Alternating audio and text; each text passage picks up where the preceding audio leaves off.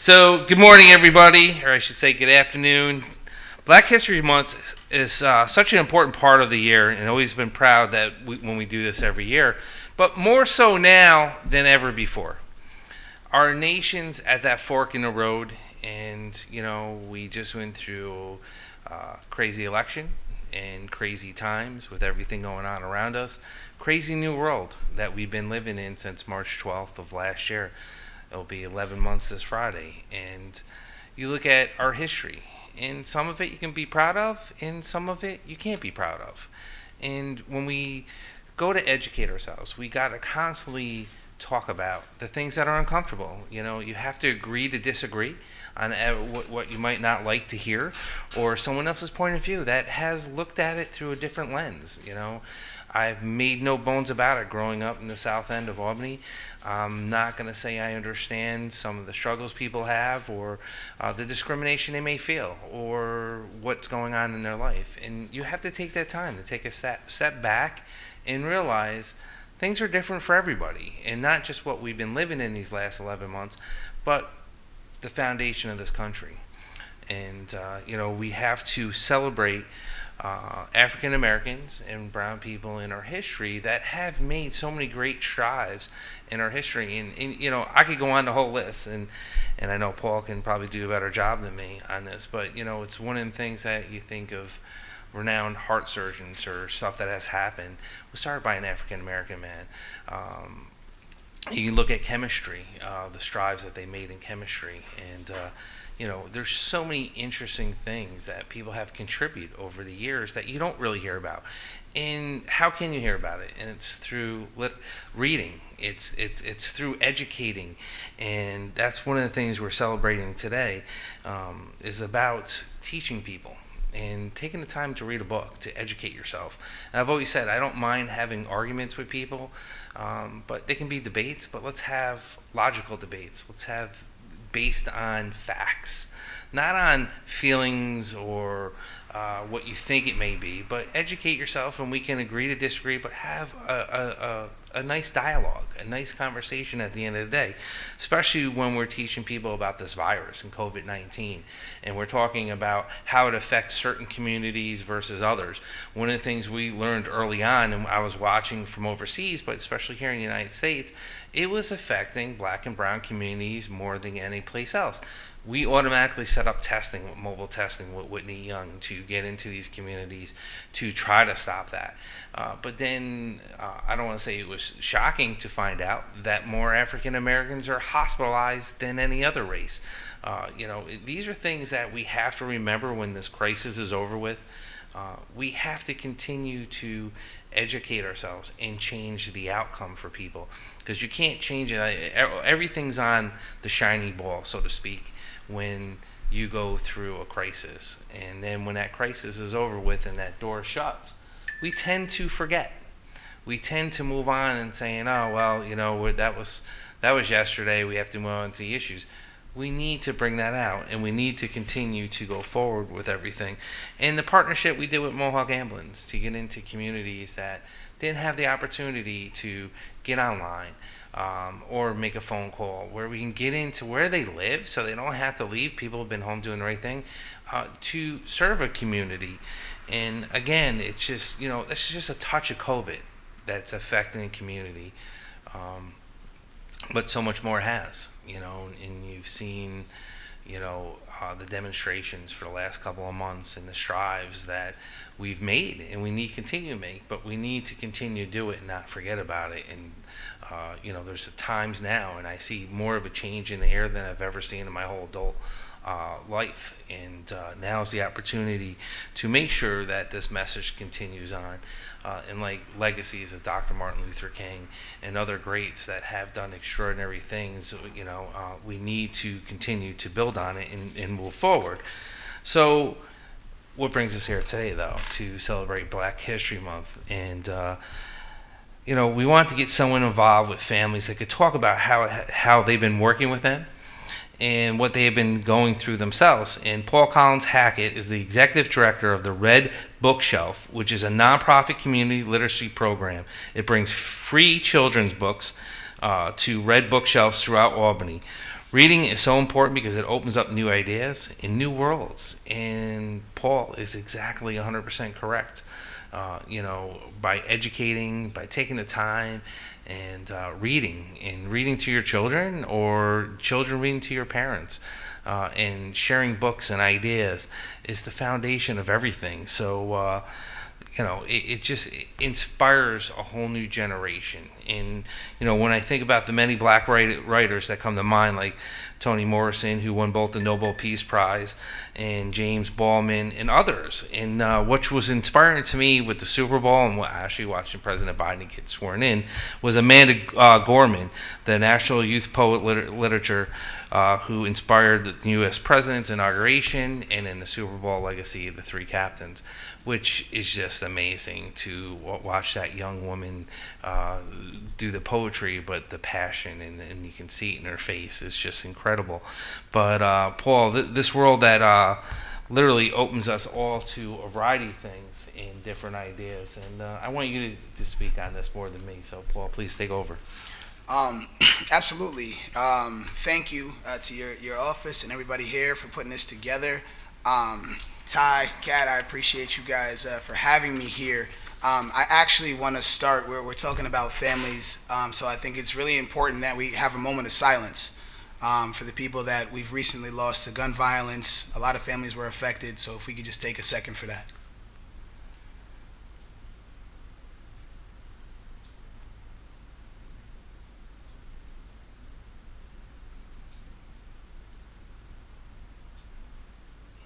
Thank you so much. I really appreciate that. Everything that you said, it's crazy. You're absolutely right, and what we do now is more important than ever. I think 2020 showed us just how much can change, how much is on the table for change, and it showed us, if we're active, what that change can look like. How tangible some of these changes and how tangible success is. So, as you mentioned, I'm recently the executive director of a Red Bookshelf. Should I look at cameras or should I look at you? No, get the cameras. All right, cool. I just want to make sure I get comfortable. Yeah. All right, so cool. We're looking at the cameras. See, got you, bro. So with the Red Bookshelf, the reason I'm there, in all honesty, is because of just what you said. The Red Bookshelf was founded about 10 years ago by two incredible women, Mary Beth Fowler and Rachel Evelyn. Those two people founded the Red Bookshelf, and they've dedicated the last 10 years of their lives to getting books to young people, to encouraging young people to read, to helping families, making eye contact with everybody in here, even you on the laptop. I see you. So the reason I went there, in large part, was because of them. There's a lot of organizations and there's a lot of entities that say they want to help. There's a lot of people who believe helping is the right thing, but they don't know how to do that. That's always a large part for people. The Red Bookshelf was a place where they knew how and they were doing it. They wouldn't let anything stop them. That's what got me there. I'm from Albany, born and raised. I'm Batman too, by the way. I know, Ty, you thought I was joking. Dead serious. Batman. The reason I'm Batman is because, well, first of all, I'm not a rich white guy. I get that. But I'm dedicated to my city. Like Batman is to Gotham, I'm dedicated. I'm born and raised here. My father passed away when I was 3, and my mother's blind. That put me in a situation where I was in a city that was scary. It seemed like there was nothing but pain and hurt and this, that, and the third. So for me, I had to find out how to move forward, how to change my circumstances, how to improve the circumstances for myself and my mother. Now, my mother, what she did, she made sure I got into programs. She made sure that I was surrounded by other people who cared. I was surrounded by people who cared when they didn't have to. Rest in peace, Jim Snyder, greatest man in history, one of my mentors. I was in the Big Brother, Big Sister program when I was 7 years old, and they created family around me. I came up knowing that the people I love and the people that love me, those are my family. Those are the people that I'd do anything for. So when I was in those programs, Big Brother, Big Sister, Sponsor a Scholar, all these other ones, when I got older, I said, all right, well, how can I provide those same opportunities? Because just like with Batman, something bad happens, but how do you move forward? What do you do with that? What does that turn into? So for me, I work with young people and I mentor them, the whole Batman and Robin thing. You know, I don't have superpowers, but I have some friends that got some powers. We can get some stuff done. You know, we have our Justice League. But we believe in these things. And it's really a dedication to our city. So with the Red Bookshelf, it allowed me the opportunity to connect with other people who felt the same way, who wanted to do anything and everything they could to help families, to help other young people. During COVID, you know, it was rough. At the Red Bookshelf, we have bookshelves all across Albany, and some doctor's offices and schools, all this other stuff. And it's great because kids are going and just taking any books they want. And we encourage them. I'm like, bro, take as many as you can. How many can you carry, bro? You like it? It's yours. That's it. No questions asked. During COVID, a lot of our bookshelves were inaccessible. A lot of places were closed. A lot of kids who typically knew where they could go for free books, they didn't have those options anymore.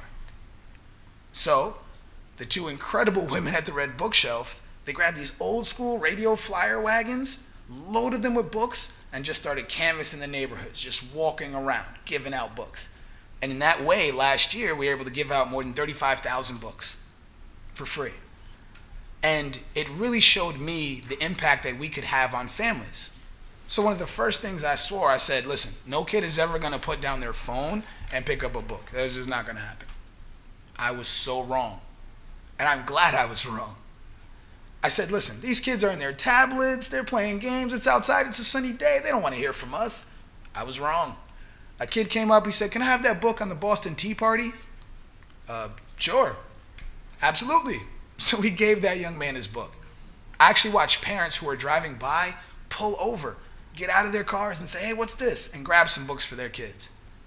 So in times like that, I saw that, COVID or no COVID, parents want to support their children. Families are still looking for opportunities. Families are still looking and ready and willing to accept help. So for me, being at the Red Bookshelf was, how can I be most effective? As Batman, how can I find more superheroes? How can I link up with them? And how can we create more superheroes? So we work with kids and we mentor them. We have our Teen Titans. Shout out to Nightwing, Red Hood, you know, my guys. But we work with them because I'm old, as I was told, you know, I'm not that old, but I'm old. I'm not going to be here forever. It's all about family. It's all about, you know, the youth and what comes next. So, you know, there was a lot of talk about, you know, inequity. Absolutely. And the way that we move forward with that is we get our young people involved. We get our families involved. You know, I'm very big on, you know, services absolutely help us and benefit us. But we also have to do things ourselves. We have to build. We have to link with others. We have to find support. Sometimes it's hard to find. Others, not so much. Just throw that bat signal in the air. We'll do whatever we can to help, you know? But I'll go back to you if you have another question, man. You know, we can. I keep going all day. I'm listening. I'm enjoying it. I think it's great. Listen, I'll be your Batman, but I think you're older than me. Now you said that, but You Adam West. huh? You're the Adam West I'll Batman. be. But seriously, Paul. I mean, it's a block at a time, right? And I think Willie White used to say it all the time. And it takes a village, and it really does. And you're an inspiration. I remember hanging out on Clinton Ave, the Judson Street, and going to 3S's and Holloway's store. Yes, Mr. Holloway, you still owe me money.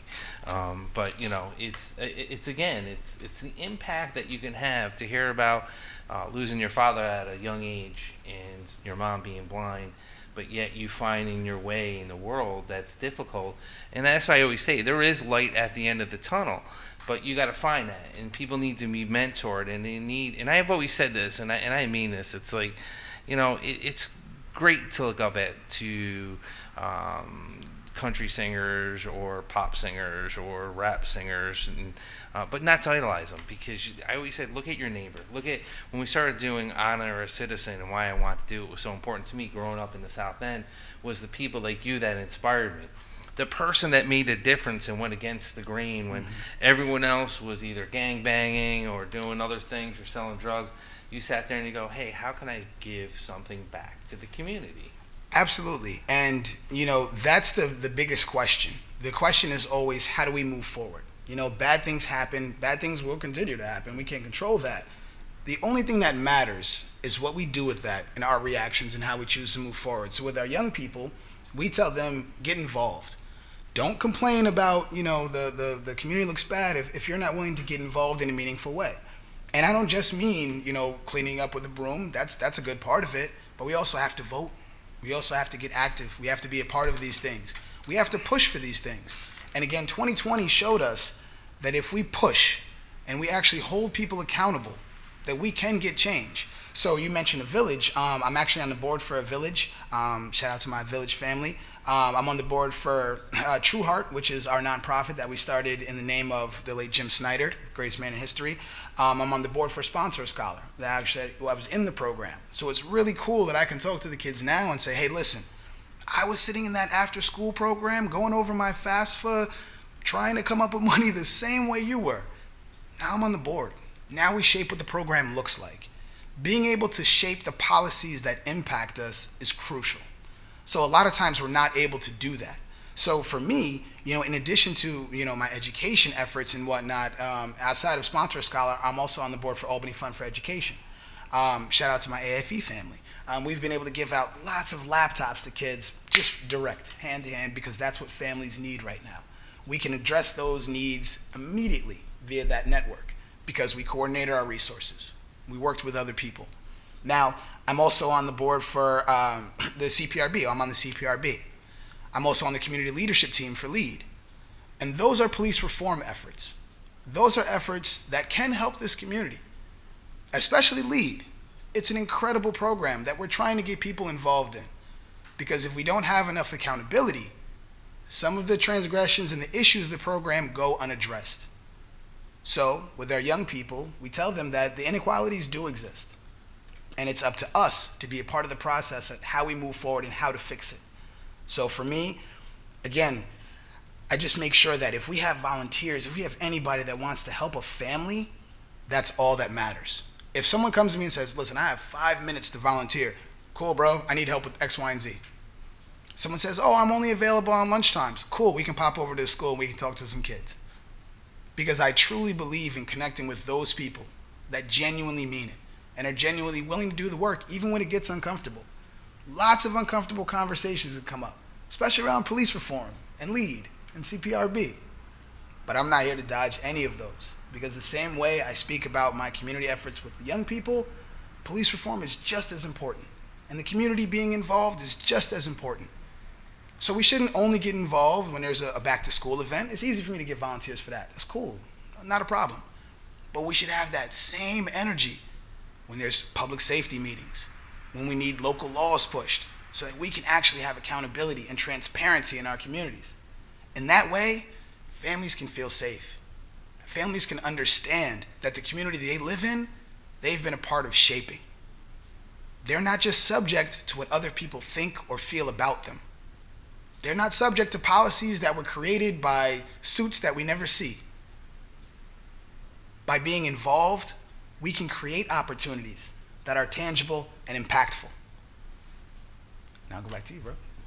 Hey, listen, you had me, and it starts with change, but it's following through on that change. And when you look at, the topic for years has been mass incarceration, and we have roughly 330 million Americans in this country, and you compare us to Russia, that has like a population of say 1.3 billion, and we have more incarcerated people than Russia.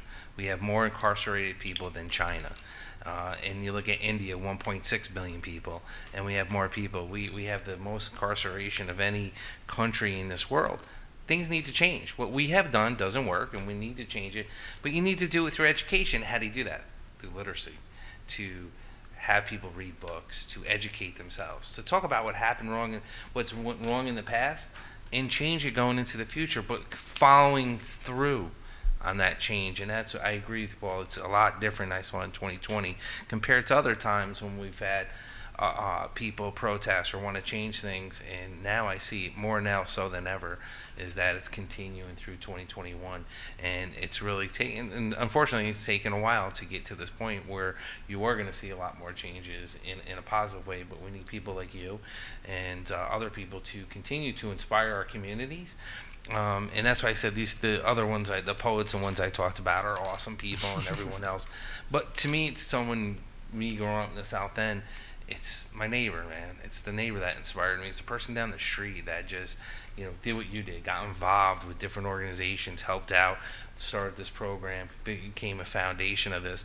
But Batman, it's just awesome. I mean, to me, it says a lot. Yeah, and you're absolutely right, because although the superhero thing is fun for me and it's a great talking point, I really mean it. I mean it in my dedication, and it's something that I've learned. One of the most incredible people I've ever met, the honorable, legendary Miss Barbara Smith. Barbara Smith and Dr. Alice Green are two people that, yes, I love them to death because they have been fighting this fight for a long time. It's funny you said that about Dr. Green. I go, listen, when we were growing up, everyone said she was crazy, right? And we were like, she's out of whack. And the things she was talking about 20, 30 years ago are now. And I said, how does it feel, Dr. Green, to now see what you've been preaching for 20, 30? We're slow learners, right? We're slow. We got there, right? It only took 30 years. Thank God she's a patient woman, but Absolutely. We got there, Absolutely. And, I told them, we want to be just like you. We respect and value all the years of service and all the families they've impacted in meaningful ways. And if I can be half of what Barbara Smith was, I'd be happy. And my mother would be very happy too. My mother's happy now, but that'd be even better. But with them, it was, I appreciate your efforts. And at the same time, I can only imagine how tired they are. I could only imagine how tired they are of the same meetings, the same promises of reform, the same things over, and we're still here. So I honestly feel, though, things get better over time. No matter how long we've been fighting, no matter how incremental the progress may be at times, it's progress, Correct. And we do have opportunities to create even more long-lasting change than we did in the past. So although, I apologize to them profusely that we're still in this situation, I tell them, I'm optimistic. I'm cautiously optimistic about the future. Because I do believe that if we work together and we really advocate for our needs, we hold people accountable, that we can get these changes and our families can get support. And for me, I got tired of asking, really. So last year during COVID, we saw myself, True Heart, Mission Accomplished, Eva, and Christ Church, we got together and we launched a food program. And what we did was a couple of days out of the week, we delivered fresh groceries from the food bank directly to people, door to door. We got volunteers. We hooked up with United Way, made that whole thing happen. And for us, it was, we won't wait. We can build these systems. We can build these things. And if people come along and they want to partner with us, fine, you're more than welcome to. If they don't, that's fine too. We cannot wait anymore. So now, I'm very excited because, with the Red Bookshelf, we have lots of opportunities that are coming up. We have bookshelves that are across the city. It's great. We're expanding into barbershops now to meet people where they're at. So shout out to my man John Wafer over at True Images. He's a huge advocate for literacy and education. He teaches out of Brooklyn. In addition to running the shop, we have a shelf there where he's going to encourage kids to read while they're getting their haircuts. Nice. And while they're waiting to get their haircuts. Sometimes it's a long wait, man. So having books there is going to be great. No feeling. But we also connected with Youth FX. We're going to run film workshops where young people can come in and create their own movies from start to finish. And they'll be introduced to people from Hollywood who do internships and who hire and who work on these projects and can provide them those tangible ways out. We're going to do music workshops with the Boys and Girls Club, art workshops. So we're looking at how can we expand on this idea of literacy? How impactful can it be for families? So we're going to work with St. Catherine Center for Children, CEO. CEO is an incredible program. I think you spoke at their dinner with my guy Luki. Was that last year or 2 years ago? I think it was like 2 years ago. Oh, man, I'm getting old.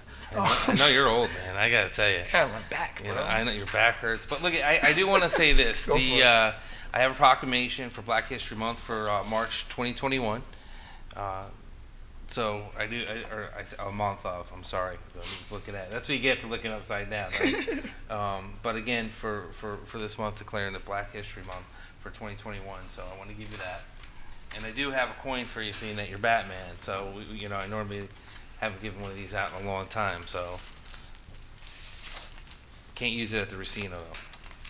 Here's our account. I'm gonna show this to my mom, just so you know that. Oh, no, that's awesome. It's going to the team. Paul, I do want to thank you for being here today and really being an inspiration. Again, it's a block by block. Keep the chains moving. We'll get there. continue to be passionate, because just like you can make a difference. I don't care what job you hold in life, or whether you went to school, didn't go to school. Educate yourself, read a book, and build that foundation of knowledge. And I can assure you, you can do whatever you want in life and make whatever changes you want to make, because you have that in you. And again, thank you for being an inspiration, not just to the city of Albany, but to the county. I really do appreciate your time and your effort and what your organization does for the kids in the community. Thank you.